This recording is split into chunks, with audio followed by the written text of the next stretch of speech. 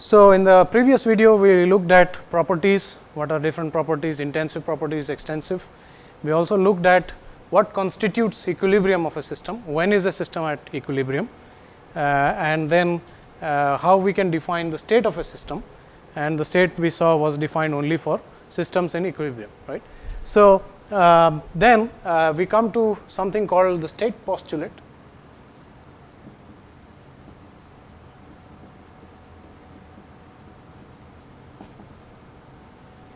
And this state postulate is very important because it helps us to narrow down the number of properties that we need to determine for any system, right. So, that we can determine the other properties with the help of those properties that are available, right. So, what do I mean by this? That will be clear when I state the state postulate. So, the state postulate says that the state of a simple compressible system is completely determined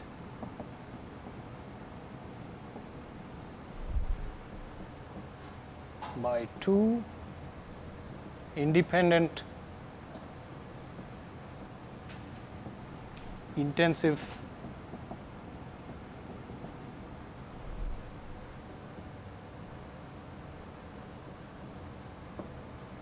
So, it says that the state of a simple compressible system is completely defined by the marker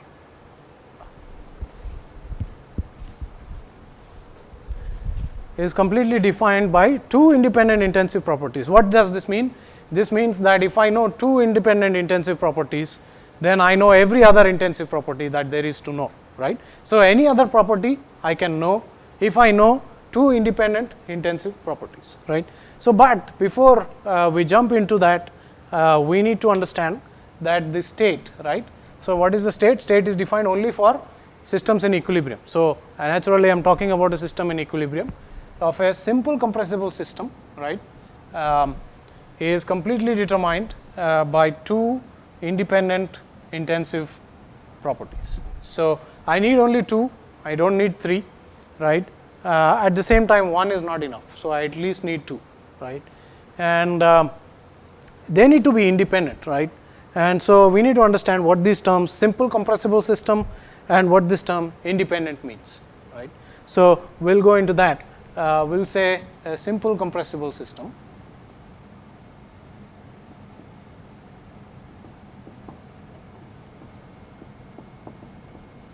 is a system that does not have any electric, magnetic, gravitational, surface tension,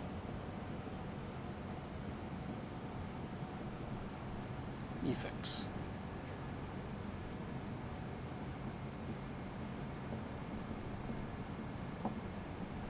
So, there are no electric effects, there are no magnetic effects, there are no gravitational effects, and there is no surface tension effect. So, if these effects are absent, then it is called a simple compressible system, right. So, for a simple compressible system, I need only two intensive independent properties to determine all the other intensive properties that I need. Okay. Again, we are talking about intensive properties because we are talking about the state. We are talking about a system that is in equilibrium because the state is only defined for equilibrium states, equilibrium systems, right. And we define for a simple compressible systems means that it does not have electric, magnetic, gravitational, surface tension effects. If these effects are absent, then I only need two, right. It does not mean that I cannot solve a problem which has these effects. All it says is that if these effects are absent, I only need two, right. If these effects are present, for example, if gravity is present, then I need one additional property. Okay. So, if gravity is present, what is that additional property that you will need? The height from a datum, right. So, you will need to know the height from a datum, because the pressure depends on the height from that datum, right. So, you will need to know that additional property in if you have any of these effects.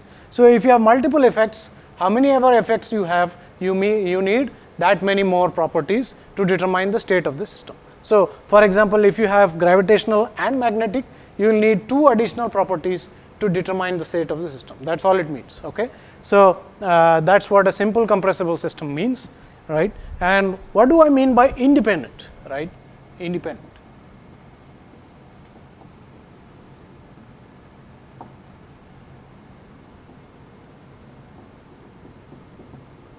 Let us say I have a property I1 and a property I2 should be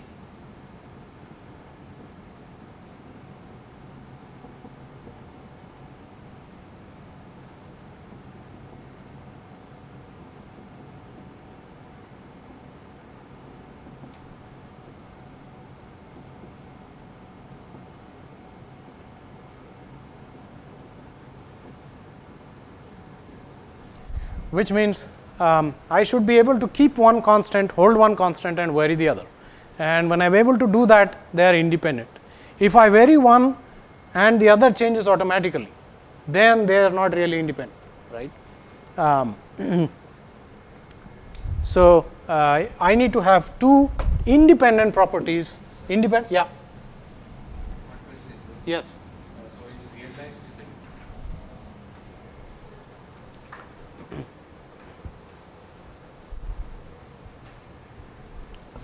In real life, is it possible to have a simple compressible system? Yes, most systems that we have are simple compressible systems. But then there is gravity in every situation. Gravity is present, but if it is not very important, for example, if we are only dealing with gases, then gravity is not very important. Also, if we are dealing with systems where gravity is important, but the change in pressure is not too high, then it is also not important, right. Only when we are dealing with, let us say, something like a hydroelectric power station, then we need to worry about gravity, right. If we are dealing with a gas turbine or a steam turbine power plant where gravity is present, but the changes in height are not really that great and they do not really play a role in the final outcome of the analysis, then we do not need to worry about it. So, in most engineering systems are in fact simple compressible systems, right. Okay. Yeah. So, when I say these effects are present, I mean that they are important, right, and that they play a role, that they determine the outcome of an analysis. That is what I mean. Okay. So, what do I mean by this independent? So, is this clear that I should be able to vary one keeping the other constant, right. So, for example, if I have an ideal gas,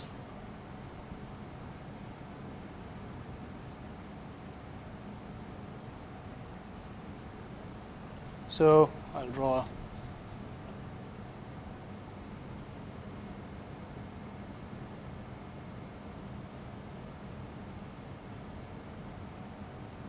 so let us say that I have nitrogen at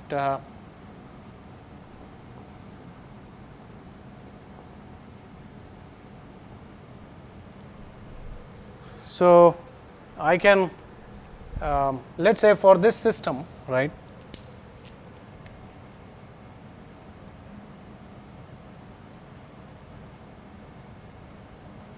I can vary the pressure and temperature, right, are independent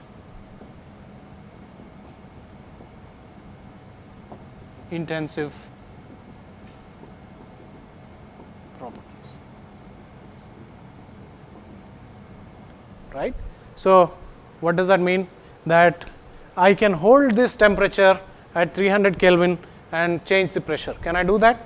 Yes, because I can compress this piston, right, and open, I mean this can exchange heat with the environment. So, ultimately it will come down to room temperature, right. So, even if I compress the piston, the pressure will increase, right, but the temperature ultimately will come down to 300 Kelvin. So, I can have let us say 1.2 bar pressure inside with temperature 300 Kelvin. So, I have held the temperature constant and I have changed the pressure, right. Similarly, I can do the opposite, which means I can expand the gas, therefore the pressure will fall, maybe the temperature will fall as well, but ultimately I can have the temperature come back to 300, and then I would have changed the pressure again while keeping the pressure temperature constant, right. So, pressure and temperature here are independent intensive properties, right. So, I can do the other way around as well. I can change the temperature while keeping the pressure constant. How can I do that? If suppose I heat it and allow the piston to expand, then I have increased the temperature, right, and at the same time I have not changed the pressure. I have held the pressure constant at atmospheric pressure, right. So, I can change temperature and pressure independently. I can hold one and change the other, and therefore, pressure and temperature for this system are independent intensive properties. There are situations where pressure and temperature are not independent intensive properties, and that is in phase change systems. So, for example, if I have the same piston cylinder arrangement, right, instead of an ideal gas, I have H2O liquid and H2O vapor, right. I have a mixture of them, and let us say they are at temperature 100 degrees Celsius and pressure 1 atmosphere pressure to begin with, right. So, if I let us say there is a mixture which is at boiling point of water, right. So, 100 degrees Celsius and 1 atmosphere approximately boiling point. So, I have a mixture. If I change the pressure, the temperature will change as well. I cannot change the pressure while keeping the pressure temperature constant. I cannot change the temperature while keeping the pressure constant, right.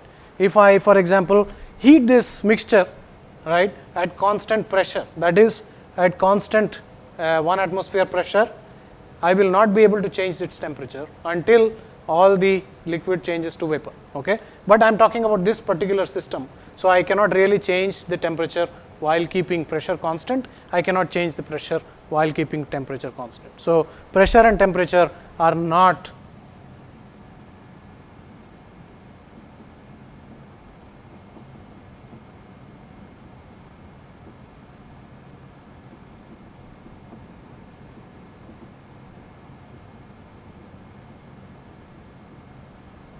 but there are some variables, there are some intensive properties pairs that are always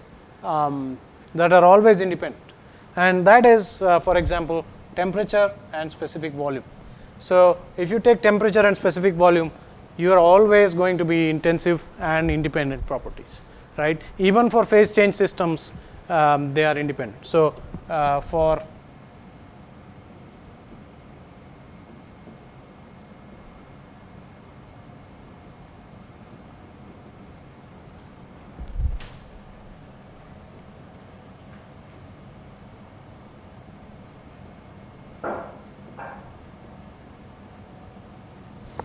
Excuse me, sir.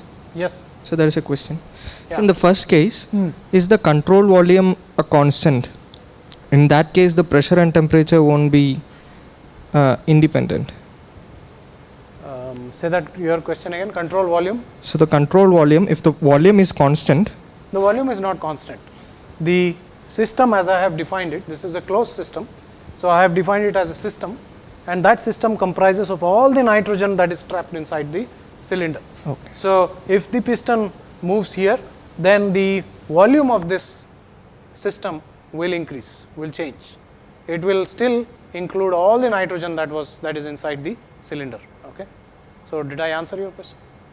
Okay. Right. So, is this clear? Dependent and independent properties. Okay. So, what this allows me to do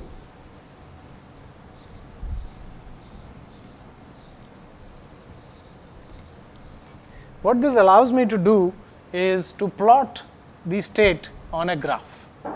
This is very convenient because I need two independent intensive variables, and luckily I also have a piece of paper that is 2D. So, I can plot now a graph between two independent intensive variables. So, variable 1, variable 2, right. So, let us say pressure and temperature. So, for an ideal gas, I can plot pressure versus temperature, right? Because for an ideal gas, pressure and temperature are independent, right? And otherwise, I can also plot temperature and specific volume, for example.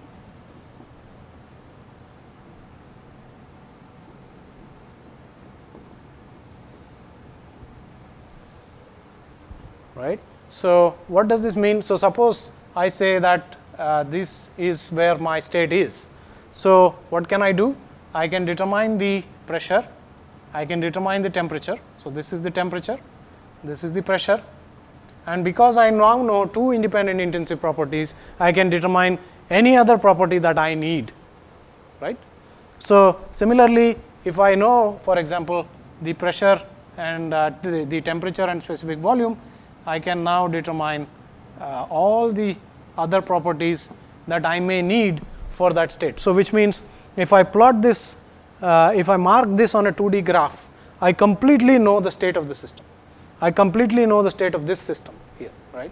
And now, if suppose after some time the same system is found in a different state, then I know also what is the final state of that system as well. So, I know I know the state here, I also know the state here. So, this is very convenient because a lot of times what will happen is we study systems that undergo changes, right, and a system when it undergoes change is called a process.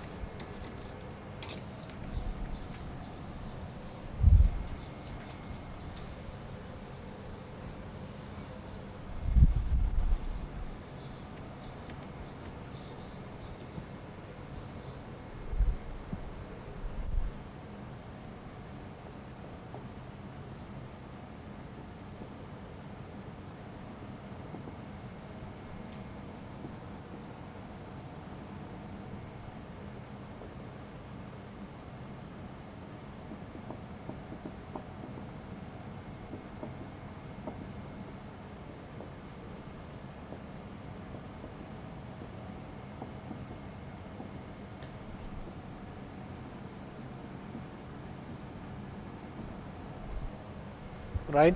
So, now I have, let us say I have a system, let us say initially at state 1, and after some time the system has become has reached this state at 2, right.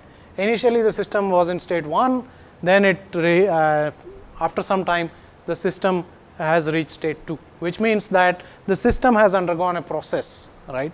And so, that is what is a process. A process is a change in a system from an initial to another state, right.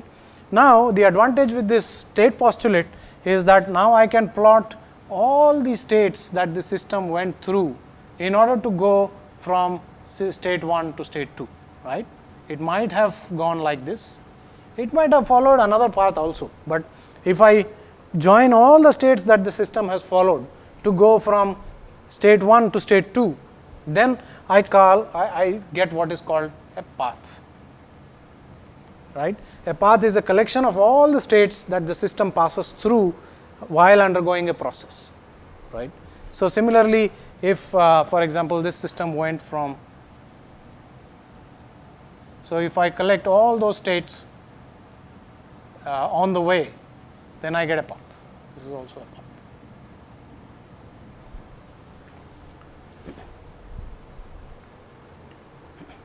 Right. Now, the fact that I am able to draw this on a 2D diagram, on a pressure temperature or a temperature volume diagram, means that every one of these states is an equilibrium state.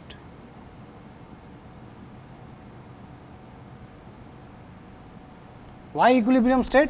Because unless it is in equilibrium, the state postulate does not hold, right, which means that I cannot plot it on a 2D graph, right. So, the fact that I am indicating that on a 2D graph means that I am plotting, my system is undergoing changes such that at each instant of time it is in a equilibrium state, right.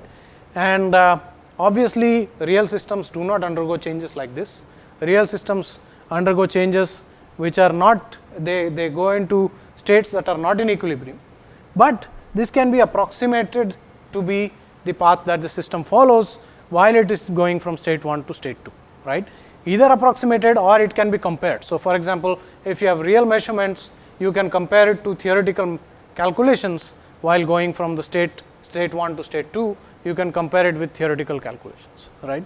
So, this process where it goes from state 1 to state 2 through a set of equilibrium states is called a quasi equilibrium process.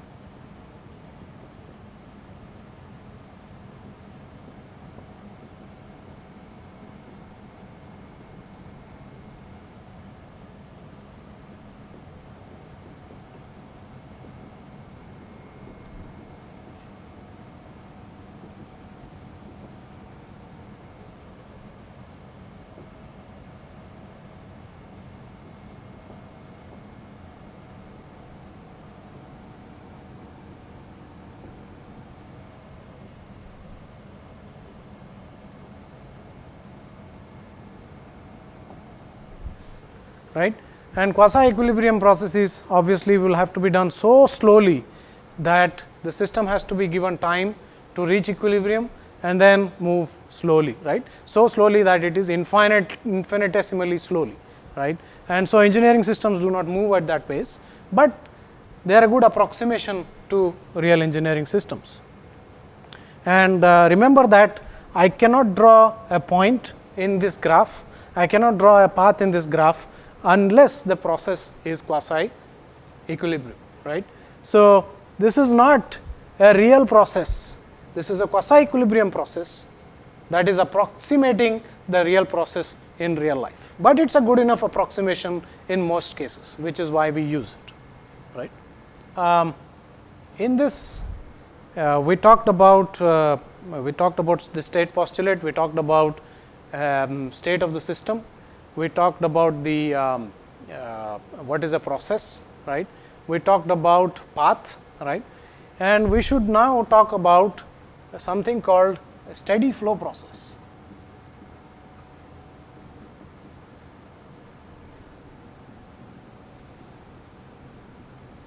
Right. And so, what does this mean? So, let us say I have a rocket engine. So, that is how a rocket engine looks like. There is a converging diffusing nozzle,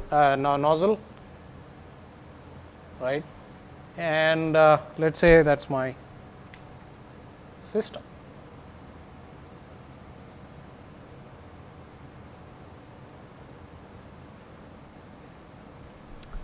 Now, you have air entering here, and then there is air accelerating, its temperature, its pressure is changing, its velocity is changing, and then it's exiting here, its temperature, velocity and pressure are different. So, the states of the gas at all of these points are different, right. States everywhere are different, but usually such systems operate for a long time under steady conditions, that is, they do not change with time, right. So, if I have all the properties, temperature, pressure, density, specific volume, these are not functions of time. Remember that temperature here, temperature here, temperature here could be different, right. But if it is not a function of time, that is, at each point it is not changing with time, then I call that a steady flow process.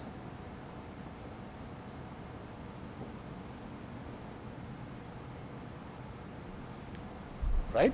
What is a steady flow process? A steady flow process is a process in which the properties at a given location inside the system do not change with time, right. So, that is what is steady flow process.